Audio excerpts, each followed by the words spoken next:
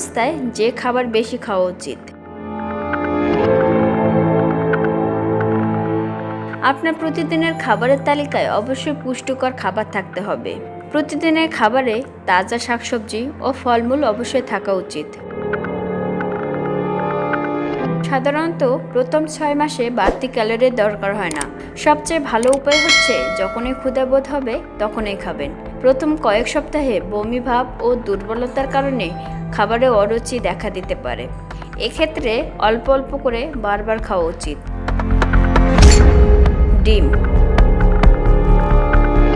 ডিম শিশুর মস্তিষ্কের বিকাশে গুরুত্বপূর্ণ ভূমিকা রাখে এবং জন্মগত ত্রুটি দূর করে।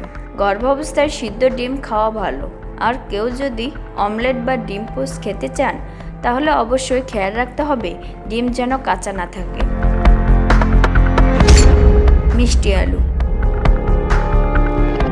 মিষ্টি আলুতে রয়েছে প্রচুর পরিমাণে fibre, vitamin B6, potassium, vitamin C এবং আয়রন। এগুলো শিশু বৃদ্ধির জন্য প্রয়োজনীয়। এছাড়া এতে রয়েছে কপার, যা শরীরে আয়রন দ্রুত শোষণ করতে সাহায্য করে। মিষ্টি আলু সিদ্ধ করে বা বেক করে খেতে পারেন।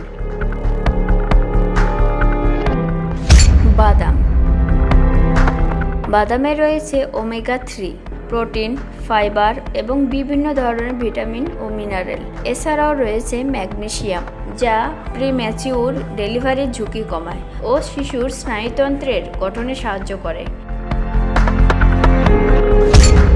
শস্য ও ডাল থেকে প্রচুর পরিমাণে প্রোটিন ও আয়রন পাওয়া যায়। এছাড়া জিঙ্ক ও ক্যালসিয়ামও পাওয়া যায়।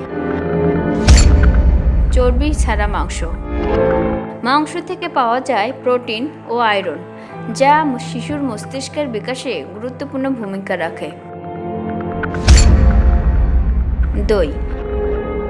দইয়ে দুধের চেয়ে বেশি ক্যালসিয়াম থাকে। এছাড়া এতে ভিটামিন বি এবং জিঙ্ক রয়েছে। একজন গর্ভবতী মাকে অবশ্যই পর্যাপ্ত পরিমাণে ক্যালসিয়াম গ্রহণ করতে হবে। ক্যালসিয়ামের ঘাটতির ফলে জন্মের সময় শিশু কম ওজন নিয়ে জন্মাতে পারে এবং মা পরবর্তীতে হাড়ের বিভিন্ন সমস্যায় ভুগতে পারে। সবুজ শাকসবজি নিয়ে বলার তেমন কিছুই নেই। এতে রয়েছে প্রচুর পরিমাণে ভিটামিন ও অ্যান্টিঅক্সিডেন্ট, যা বাচ্চা ও মা দুইজনকেই সুস্থ রাখবে। মাছ, বিভিন্ন ধরনের মাছ আপনার খাবারের মেনুতে রাখা উচিত। মাছের তেলে রয়েছে ওমেগা 3 ফ্যাটি অ্যাসিড ও প্রোটিন।